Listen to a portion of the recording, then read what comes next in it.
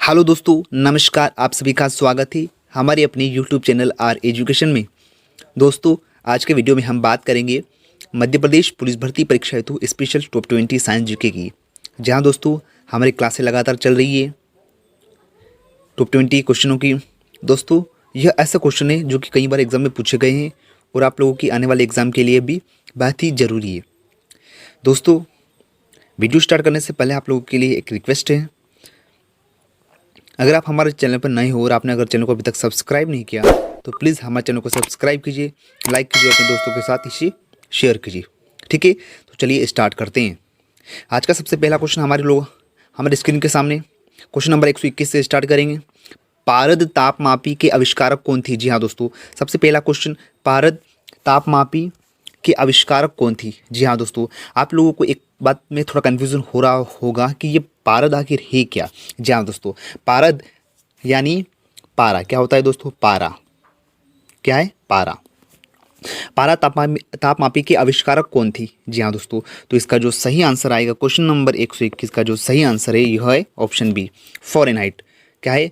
पारद तापमापी के आविष्कारक कौन थे? तो फ़ारेनहाइट। जो पारा है दोस्तों, पारा को ही पारद कहते हैं। यह क्वेश्चन कई बार व्यापक घुमा फिरा के देता है लोगों को कंफ्यूज करने के लिए, स्टूडेंट्स को कंफ्यूज करने के लिए। बाकी आप लोगों को बिल्कुल भी कंफ्यूज नहीं होना है, पाराद और पारा एक ही होता है। ठीक है, तो इसका जो आविष्कार किया था किसने किया था? तो फ़ारेनहाइट ने किया था। ठीक है, चलिए नेक्स्ट क्वेश्चन। क्वेश्चन नंबर 122, वह वैज्ञानिक कौन था जिसने इस तथ्य का आविष्कार किया कि ग्रहमंडल का केंद्र सूर्य है, पृथ्वी नहीं? जी हाँ दोस्तों, क्या है क्वेश्चन? वह वैज्ञानिक कौन था जिसने इस तथ्य का आविष्कार किया था कि ग्रहमंडल का केंद्र सूर्य है? क्या है? ग्रहमंडल का जो केंद्र है यानी जो मेन भाग है, जो उसका केंद्र, वह क्या है? सूर्य, पृथ्वी नहीं। तो यह बात किसने कही थी? तो यह कहा था कोपरनिकस ने। किसने कहा था? Option A is right. Copernicus ने कहा था कि ग्रहमंडल का जो केंद्र है वह सूर्य है, पृथ्वी नहीं। ठीक है, चलिए नेक्स्ट क्वेश्चन। क्वेश्चन नंबर 123 आप लोगों की स्क्रीन के सामने, ओम के नियम से किस राशि का मात्रक लिया गया है? जी हाँ दोस्तों, क्या है क्वेश्चन? ओम के नियम से किस राशि का मात्रक लिया गया है? तो इसका जो सही आंसर है वह है ऑप्शन बी, प्रतिरोध। क्या है? प्रतिरोध। ओम के नियम से इस राशि का मात्रक लिया गया है। ठीक है, चलिए नेक्स्ट क्वेश्चन। क्वेश्चन नंबर 124, अणु के कृत्रिम विभंजन की खोज किसने की थी? तो इसका जो सही आंसर आएगा ऑप्शन बी, फर्मी ने। किसने करी थी? तो फर्मी ने अणु के कृत्रिम विभंजन की खोज की थी। चलिए नेक्स्ट क्वेश्चन। हाइड्रोजन की खोज किसने की थी? क्या है दोस्तों? हाइड्रोजन की खोज किसने की थी? तो इसका सही आंसर है कैवेंडिश ने, ऑप्शन डी। कैवेंडिश ने हाइड्रोजन की खोज की थी। और जो प्रिस्टल ने O2, जो ऑक्सीजन है, ऑक्सीजन की खोज किसने करी थी? तो प्रिस्टल ने करी थी। ठीक है, चलिए नेक्स्ट क्वेश्चन।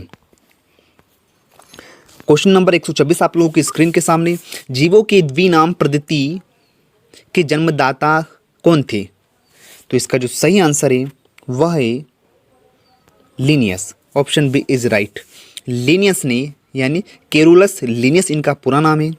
कैरोलस लिनियस ने जीवों की द्विनाम पद्धति के जन्मदाता की खोज करी थी इन्होंने। ठीक है, चलिए नेक्स्ट क्वेश्चन। क्वेश्चन नंबर 127 आप लोगों की स्क्रीन के सामने, कौन सी धातु कॉपर सल्फेट घोल से अभिक्रिया नहीं करती? जी हाँ दोस्तों, क्या है क्वेश्चन? कौन सी धातु कॉपर सल्फेट घोल से अभिक्रिया नहीं करती? तो इसका जो सही आंसर आएगा ऑप्शन बी, Ag, यानी सिल्वर। क्या है दोस्तों? सिल्वर, जो कि कॉपर सल्फेट घोल से अभिक्रिया नहीं करती है। ठीक है, चलिए नेक्स्ट क्वेश्चन। क्वेश्चन नंबर 128, जब ब्लीचिंग पाउडर की कार्बन डाइऑक्साइड के साथ क्रिया कराते हैं तो क्या होता है? कौन सी गैस बाहर निकलती है? तो क्लोरीन गैस बाहर निकलती है। ठीक है, चलिए नेक्स्ट क्वेश्चन। क्वेश्चन नंबर 129, गुणसूत्रों में विभाजन न होकर जो कोशिका विभाजन होता है उसे क्या कहते हैं? जो कोशिका विभाजन होता है उसे क्या कहते हैं? तो इसका जो सही आंसर आएगा वह आएगा अर्धसूत्री विभाजन, यानी मियोसिस। ठीक है, क्या हो दोस्तों? मियोसिस। ठीक है, चलिए नेक्स्ट क्वेश्चन। क्वेश्चन नंबर 130, समस्त बहुकोशिकीय जंतुओं को किस विशिष्ट समूह में रखा जाता है? क्या है क्वेश्चन? समस्त बहुकोशिकीय जंतुओं को किस विशिष्ट समूह में रखा जाता है? तो किस में रखा जाता है? तो ऑप्शन ए इसका सही आंसर है, मेटाजोआ में। किस में रखा जाता है? तो मेटाजोआ में रखा जाता है। ठीक है, चलिए नेक्स्ट क्वेश्चन। क्वेश्चन नंबर 130 आप लोगों की स्क्रीन के सामने। निम्नलिखित में से कौन सा जीवाश्म ईंधन नहीं है? जी हाँ दोस्तों, क्या है? निम्नलिखित में से कौन सा जीवाश्म ईंधन नहीं है? तो इसका जो सही आंसर आएगा ऑप्शन डी, काठ कोयला। क्या है दोस्तों? काठ कोयला, यानी जिसे चारकोल भी कहते हैं, यह जीवाश्म ईंधन नहीं है। बाकी प्राकृतिक गैस, पेट्रोल, कोयला, यह आदि जीवाश्म ईंधन है। और इसमें कौन सा जीवाश्म ईंधन नहीं है? तो चारकोल, जिसे काठ कोयला भी कहते हैं। ठीक है, चलिए नेक्स्ट क्वेश्चन। क्वेश्चन नंबर 132, सबसे छोटी अंतःस्रावी ग्रंथि कौन सी है? जी हाँ दोस्तों, सबसे छोटी अंतःस्रावी ग्रंथि की हम बात कर रहे हैं तो वह है पीयूष पिट्यूटरी ग्रंथि या ग्लैंड। ठीक है, एंडोक्राइन ग्लैंड। ठीक है, चलिए। और पीयूष ग्रंथि को मास्टर ग्रंथि भी कहते हैं। यह क्वेश्चन भी कई बार एग्जाम में पूछा जाता है। ठीक है, चलिए नेक्स्ट क्वेश्चन। क्वेश्चन नंबर 133, निम्नलिखित में से किसमें कोबाल्ट उपस्थित रहता है? क्या है क्वेश्चन? निम्नलिखित में से किसमें कोबाल्ट उपस्थित रहता है? तो जी हाँ दोस्तों, हम कोबाल्ट की बात कर रहे हैं तो विटामिन B12 में कोबाल्ट उपस्थित रहता है। ठीक है, चलिए नेक्स्ट क्वेश्चन। आइनोस्फीयर की ऊंचाई किलोमीटर में है। जी हाँ दोस्तों, आइनोस्फीयर की ऊंचाई किलोमीटर में है। तो कितने किलोमीटर में? तो यह 100 किलोमीटर में है। कितने? तो 100 किलोमीटर में। ठीक है, चलिए नेक्स्ट क्वेश्चन। क्वेश्चन नंबर 135, नेत्र पर प्रकाश की मात्रा का नियमन कौन करती है? नेत्र पर प्रकाश की मात्रा का नियमन, इसका सही आंसर आएगा ऑप्शन बी, उपतारा। क्या है? उपतारा। इसका सही आंसर है उपतारा। चलिए नेक्स्ट क्वेश्चन। क्वेश्चन नंबर 136, स्तनधारियों मैमल्स में निषेचन होता है। तो इसका जो सही आंसर आएगा वह आएगा ऑप्शन ए, गर्भाशयी नलिका में निषेचन होता है। ठीक है, चलिए नेक्स्ट क्वेश्चन। क्वेश्चन नंबर 137, चमगादड़ निम्नलिखित में से किस वर्ग में रखा जाता है? तो इसका जो सही आंसर है वह है ऑप्शन सी, स्तनधारियों में चमगादड़ को रखा जाता है। ठीक है, चलिए next question. Question number 138, enzyme होते हैं। जी हाँ दोस्तों, क्वेश्चन नंबर 138 का जो सही आंसर है वह है ऑप्शन बी, प्रोटीन। यानी एंजाइम प्रोटीन है। क्या है? प्रोटीन है एक प्रकार के। और एंजाइम एक ऐसी चीज़ होती है जो किसी अभिक्रिया के वेग को बढ़ा देती है। ठीक है, तेज कर देती है। ठीक है, चलिए नेक्स्ट क्वेश्चन।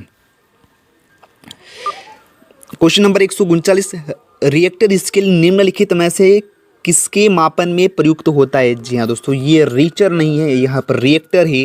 रिएक्टर स्केल निम्नलिखित में से किसके मापन में प्रयुक्त होता है? तो इसका जो सही आंसर आएगा वह आएगा ऑप्शन सी, भूकंप की तीव्रता में रिएक्टर स्केल से मापन होता है।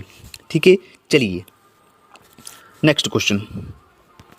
क्वेश्चन नंबर 140, आज का अंतिम क्वेश्चन। वनस्पति तेल के हाइड्रोजनीकरण में प्रयुक्त उत्प्रेरक है। जी हाँ दोस्तों, क्या है?